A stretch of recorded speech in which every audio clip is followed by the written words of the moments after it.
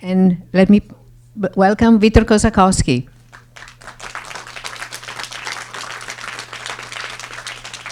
Good evening. Oh, good evening. Yeah.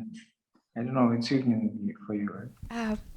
Victor, thank you for being here first, first of all. And I'll start a little bit of question myself, and then I'll open to the audience. And you raise your hand if you want to ask something. We'll circulate a mic.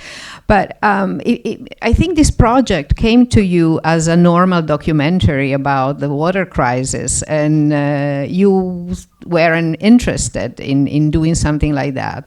Can you tell us how did you transform that original project into AQUARELA?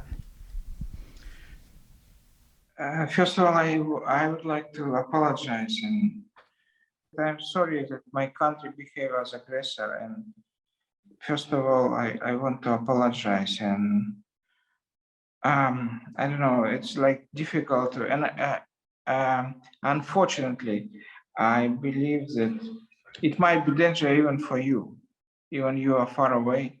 It might happen that last days I checked.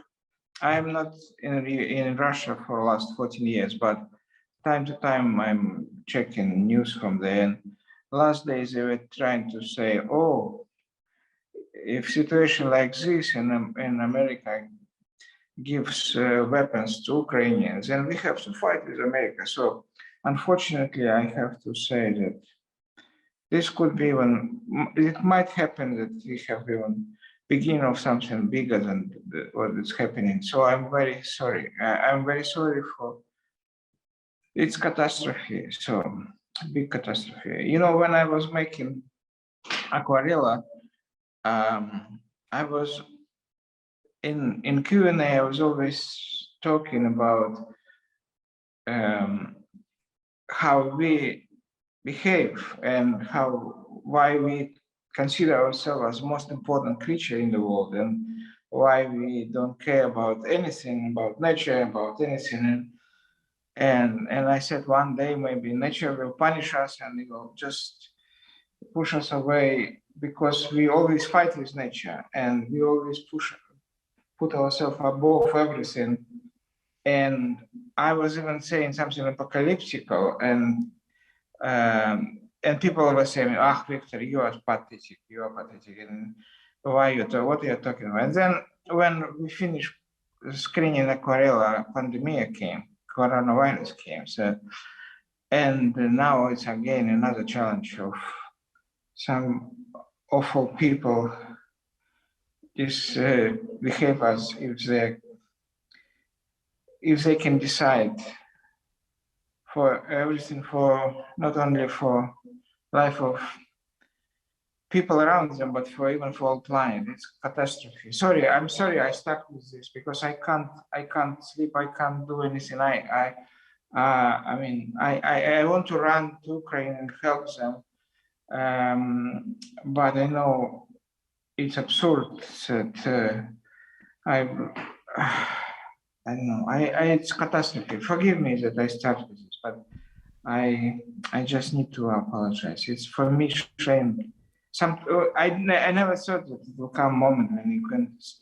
It will be shame to say I'm Russian. You know, it's shame really. I'm sorry. Yeah, forgive me. I didn't answer your question.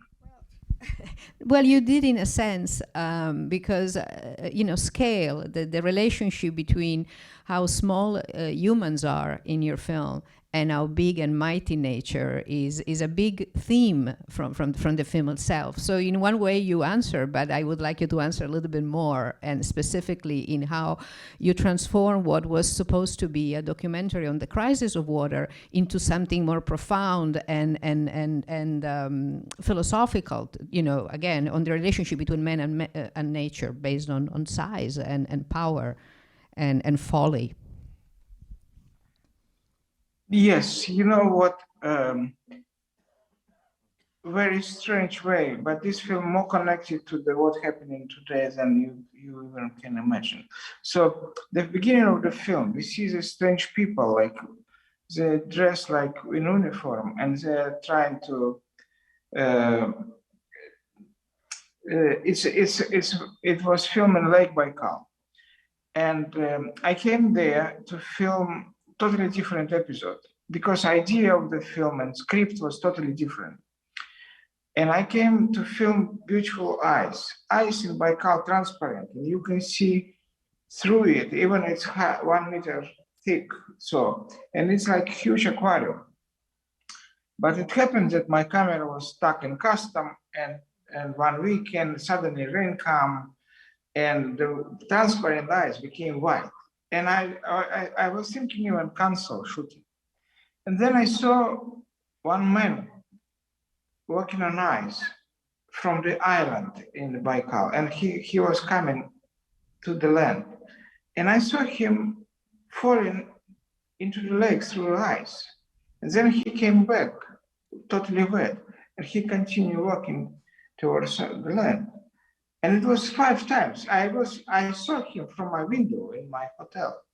And I took my jacket, I ran there, and I covered him when he came to the, I said, where are you going? And he said, I wanted to buy a cigarette. So, and and then I noticed that this car, or official car, with people with uniform, they like something like this, like ooh, something with alarm. They go somewhere, and I said, "What's happening? What is happening?"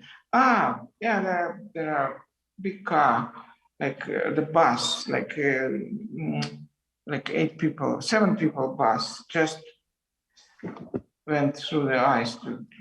So it was like shocking for me, like, and I said, "Oh," I decided to follow them, and I saw them doing this strange operation, and then while I was filming them, I noticed there is another car on the frame, and I didn't even have chance to stop that another car. We just start screaming, "Stop! Stop! Stop!" And as you notice, the image even not in focus in the beginning. And then, of course, inside distance, the people in the car, they didn't listen. So, and it happens, so one person died in front of me and just in front of camera. And of course, I did not show to you what happened later, how they found the body and how they were trying to, of course, person was died, but the person died. So, but if you notice, people with military forces, they didn't have any tools.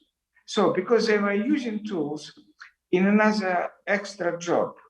So they were trying to recover cars from the bottom of the Lake Baikal with their tools, strange tools. But when it happens that they have to do their job to save people's life, they didn't have anything. They just took a piece of wood and they were trying to break ice with piece of wood, because all real equipment for this they were using for making black money, because this is to save someone's car. It's just black money for them. These forces were made by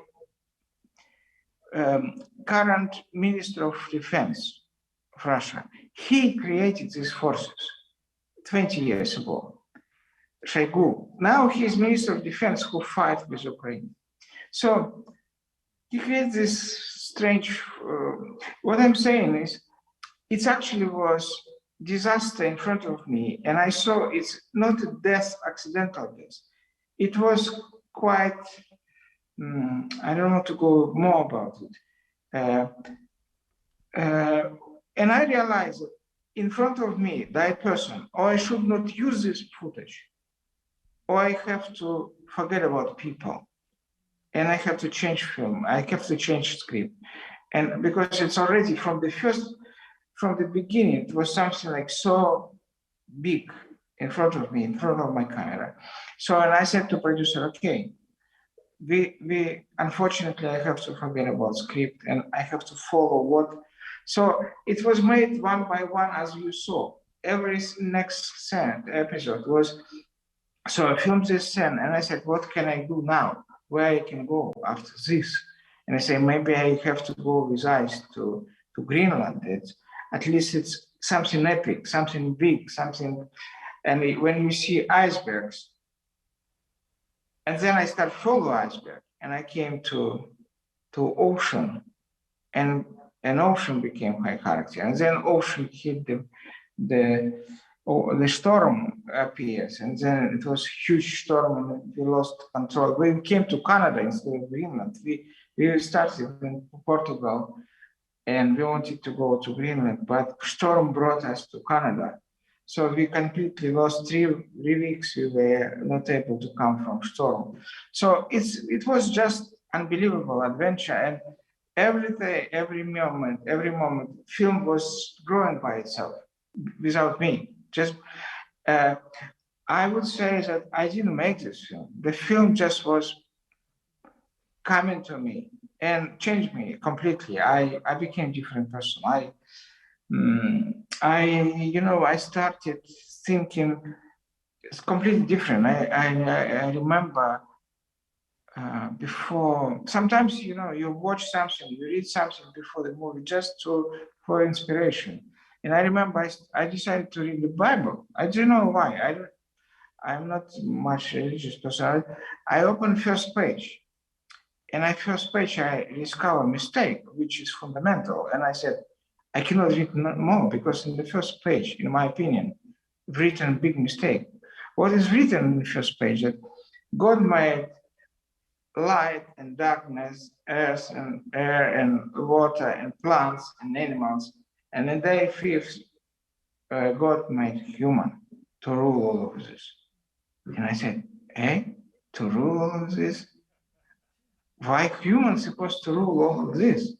Why after all these animals, all this were billion years before us, and then we appear to rule? It's kind of absurd. What was also a changing game for me, when I was trying to film from iceberg, we were thinking how I can film an iceberg, because iceberg, I cannot bring my team, because iceberg can turn upside down in any second and you can die. So, and then we were thinking maybe I can bubble something like, and I can stay there alone with camera. And then people saying to me, how you will eat there, how you will drink there. And person from Greenland say, oh, it's easy, you just take a piece of iceberg and drink it, like melt it and drink. And I say, hey, wait a second, the iceberg, scientists said it's 100,000 years old. And she said, they would try it. Do you know what he drank this morning? It was water from iceberg. So they actually, they're immortal, like water is immortal, so it never dies. It's just iceberg 100,000 years old. You can drink it and it's alive. It's beautiful water. So we're trying to achieve something which already exists.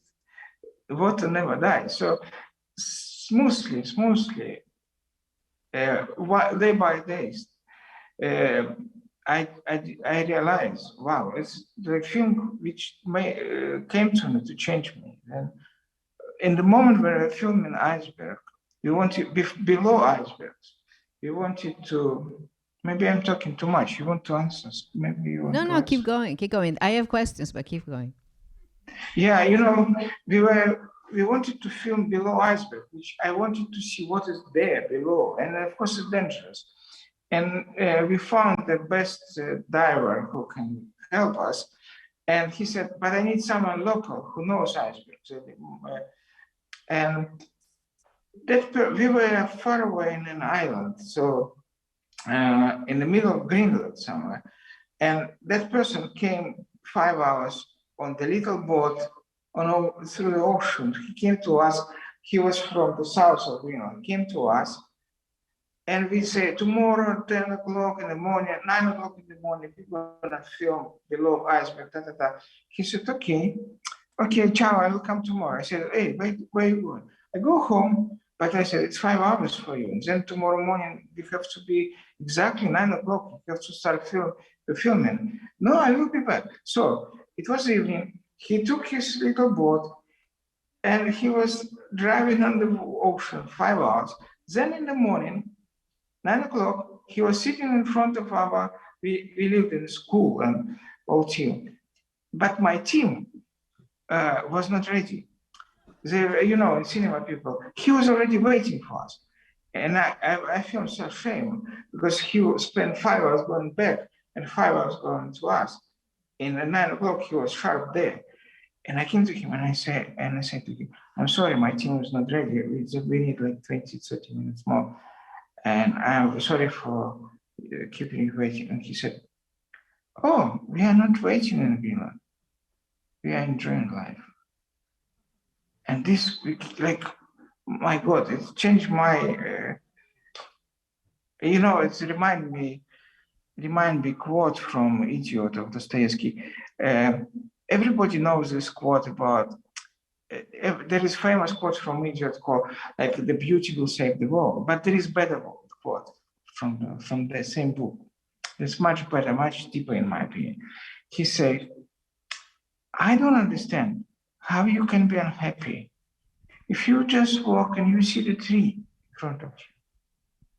How you can be unhappy? I don't know if I translate it enough, correct? I don't know, but yeah. So I just believe we are so arrogant, we so believe in ourselves, and and if you see, you're right, like human is so little compared to this universe, and we still believe we can do whatever. Now I'm filming, I'm filming about architecture, you know, and you know, some country behave like they decided to, I don't want to name country, but they destroy 700 mountains just to build new cities. Imagine this, 700 hills and mountains. Do you think they came in the morning before and say, rabbits, squirrels, mouses, snakes, snails, birds, please evacuate yourself. Tomorrow we will blast all of this. No, of course not. They just put the dynamite and they destroy everything because we need cities. This is how we behave, catastrophe. Oh my God. And same with forest. My country just destroying forest for corruption reasons, you know. Just imagine 80% of Chinese needs of wood in construction site comes from Russia. If you look to satellite of Russian Siberia, it's just absolutely disaster. Like Russian forest, it's a treasure for all the planet. No, some bastards from Kremlin, from Moscow, decided to sell it for corruption reasons. And yeah, I don't know. There is a quote: "More I know people, more I like dogs." You know. Victor, why? Raise your hand if you wanna, if you have questions. But Victor, to create a sense of proximity with the water in the film, you know, to the point of fearing it and see how beautiful it is, you used a very high rate of frame per second. So it's an extremely high definition process, much more than the 24 frames that we usually have. You went to 96. Why do you think it was important to upgrade so much the definition of the image and that you know it? Yeah, that's very, very important. Of course, before I start filming, I decided to check how water looks in different frame rates, and I made like a few months of investigation. We were filming different conditions, different frame rate, and of course different screening projection as well. So. And we realized that 96 the best for water, for when. So we were filming different type of fun, rain, everything, and we are checking. And we realized that most beautiful one, this is technically speaking. But then honestly, I don't understand why we film 24 until today. I simply don't know.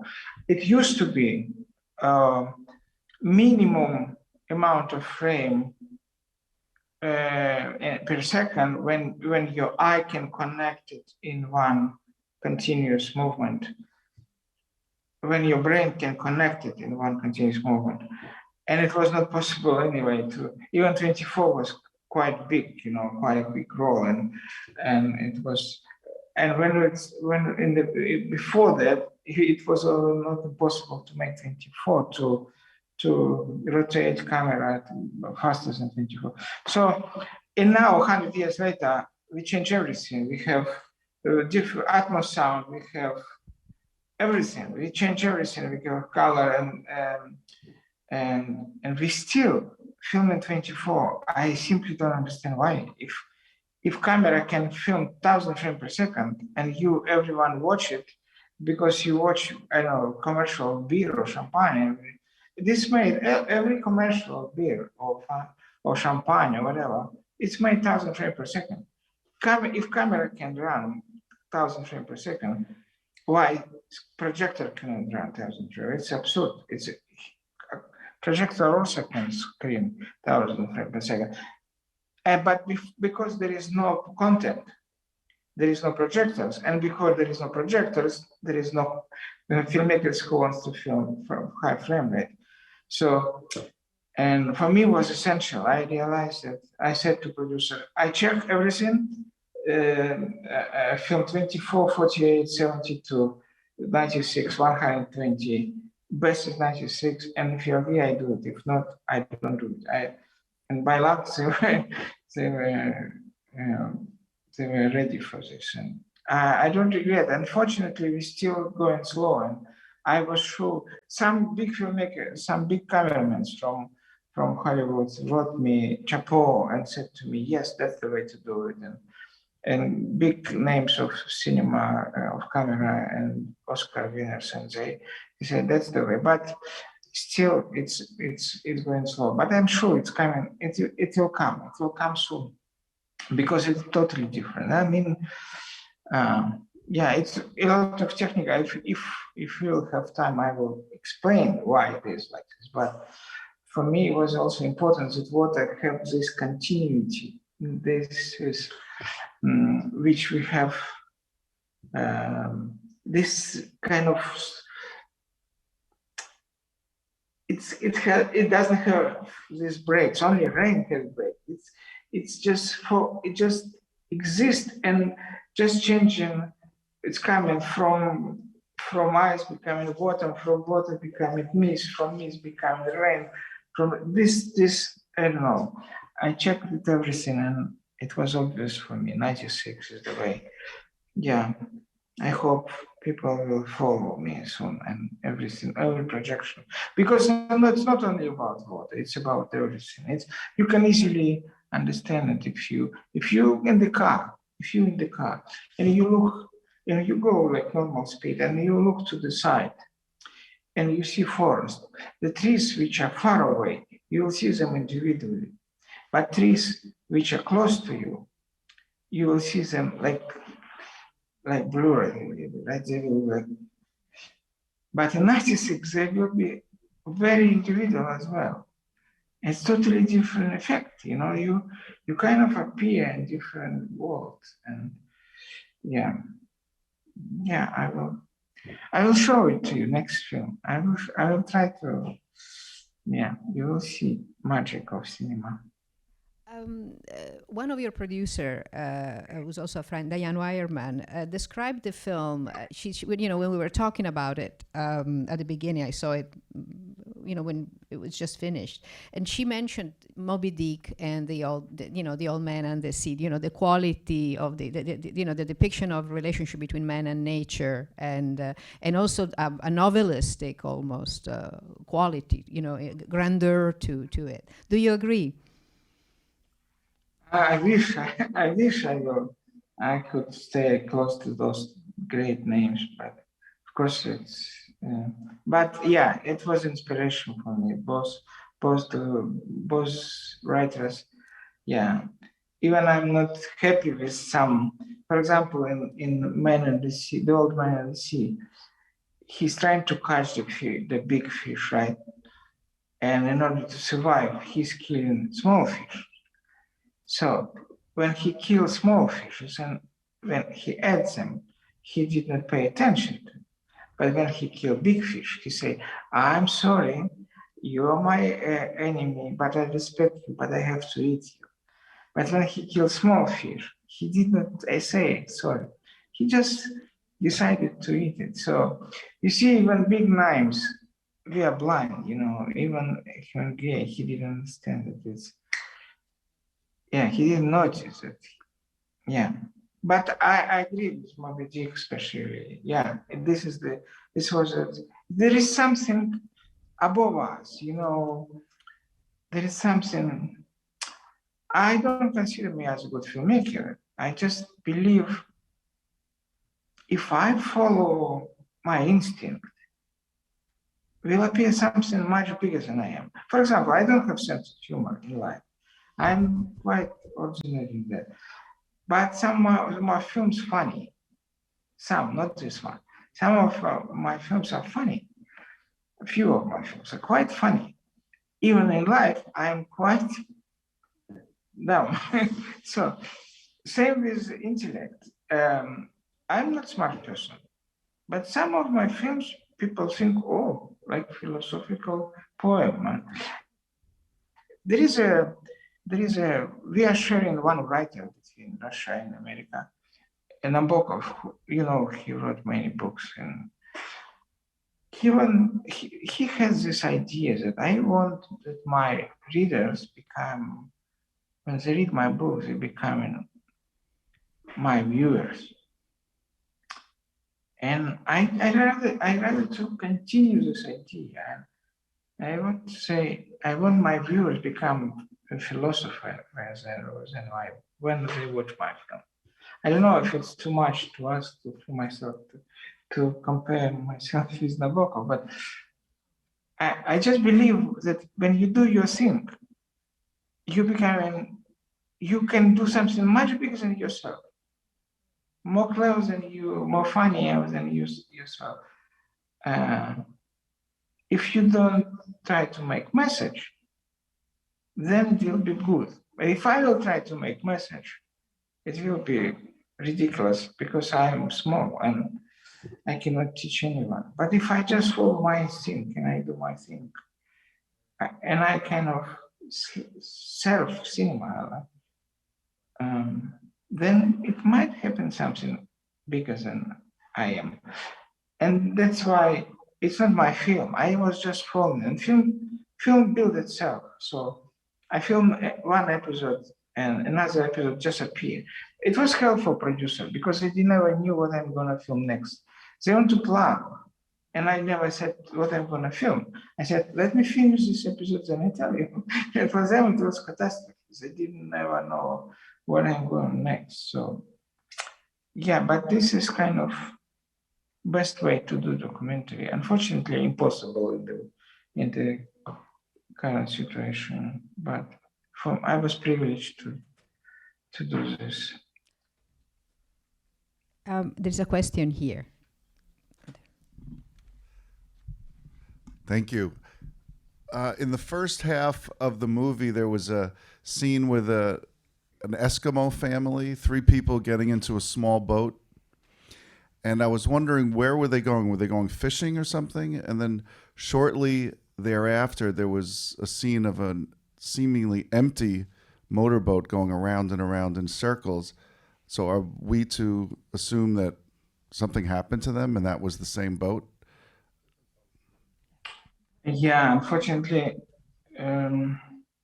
yeah, this is most. So actually, that people, they were going to the town to doctors, so just to meet doctor. But this image of when you see them coming on the little boat between this iceberg, and it's look always like I am always trying to close my eyes because I know, oh my God, I'm afraid to look because it's so dangerous there, because icebergs, they, without any alarms, they just turn upside down, and in 1 minute, huge iceberg. You saw in the film, it just, the one which turning, it's 300 meters long. The one which turning in the film, it's 300 meters long. And it's turned in 1 minute, right? It's just absurd, it's just unbelievable. So, and those people, they live there, they kind of used to it. So, but this boat is, when it's speeding, like, it's a most painful image of Greenland. It's like, everybody knows what it means there. Everybody knows, okay, if someone died, because it was accidental splash on ice or something, and obviously there is no one in the boat, and everyone in the north, they know, okay, this is the catastrophe. So yeah, and then this is alarms. They do this alarm, which is like all your body like cold with this. Oh my God. Yeah, thank you for noticing this. I didn't want to be more specific, and I didn't want to, for example, in cinema, you're not, I don't know, for example, in Baikal, I was just 2 weeks there. 9 people died. Then 2 weeks. During that year, 64 cars were in the bottom of the Baikal. So people, and I said to them, why are you doing this? You see the ice is always almost melting, and almost you cannot drive there. I know Baikal, you cannot teach me. I was born here. This behavior, arrogant behavior, like, this is metaphor of our relationship with nature. I know everything. Baikal will not take me. It's only stupid tourists, they die. No, in fact, not. This is how they speak, locals, but they die. Okay, one tourist died, but most of the people who died with this behavior, it's locals. They believe they know ice. I know ice as my hand. I go, I know, I will never die. Bam.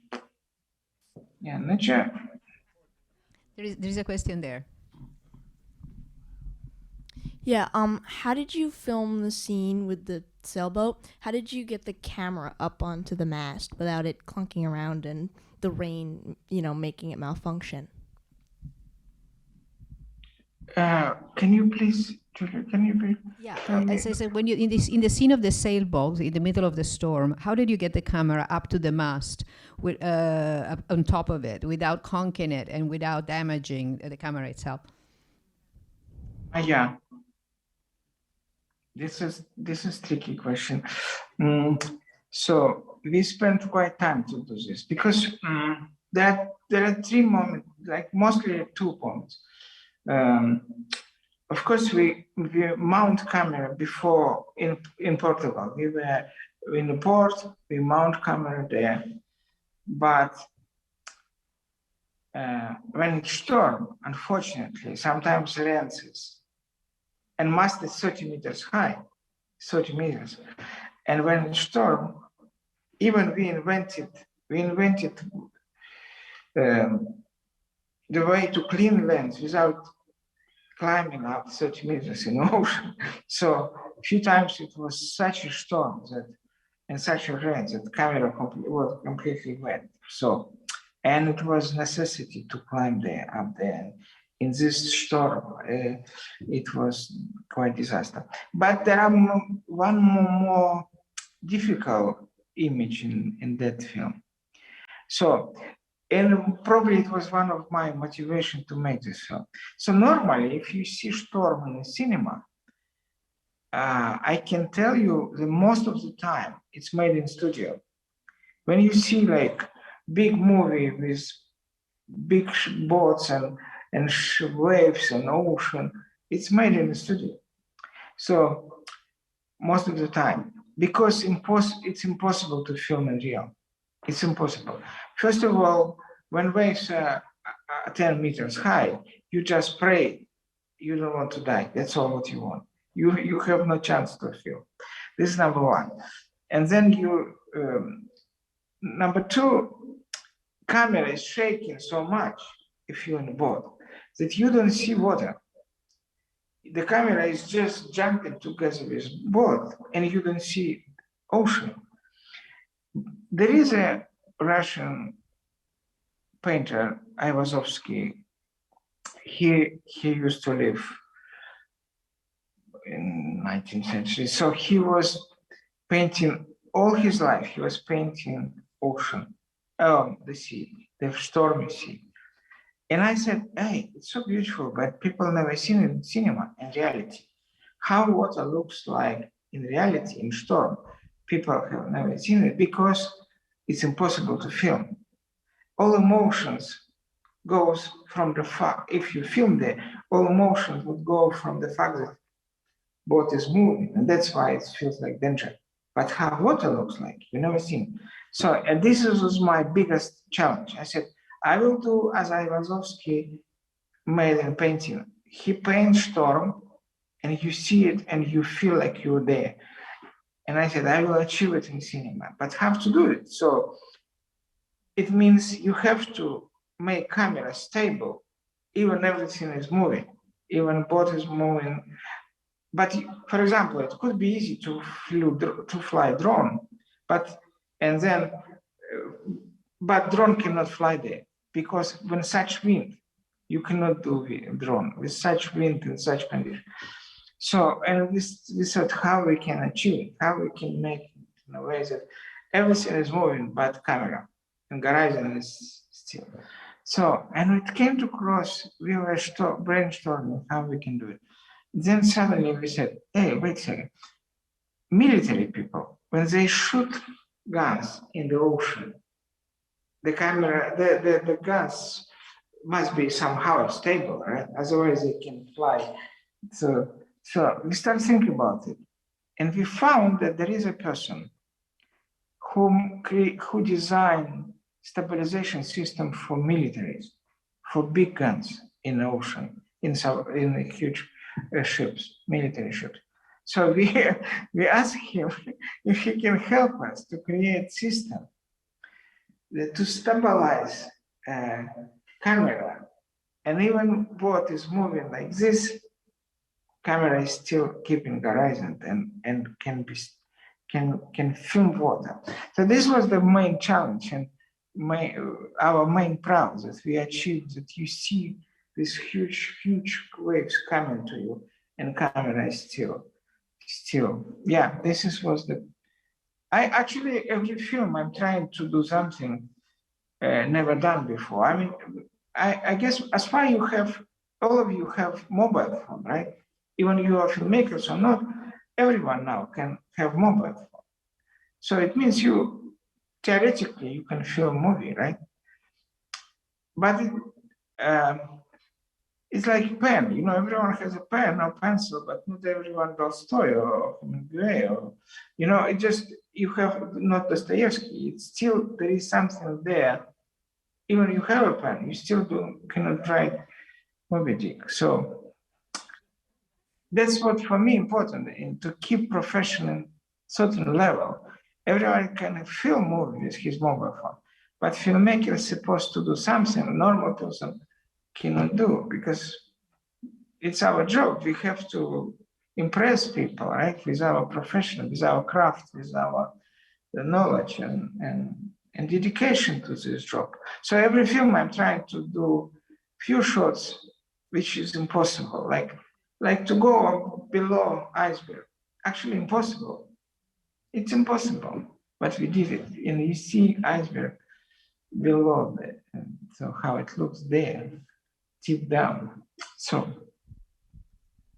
I think we have time for one more, and I'll take it. I want to, sorry, nobody moved fast enough. No, but it's a question about the title, because I heard about this movie when it was still in production. I heard about it for so long, and I've been trying to imagine it.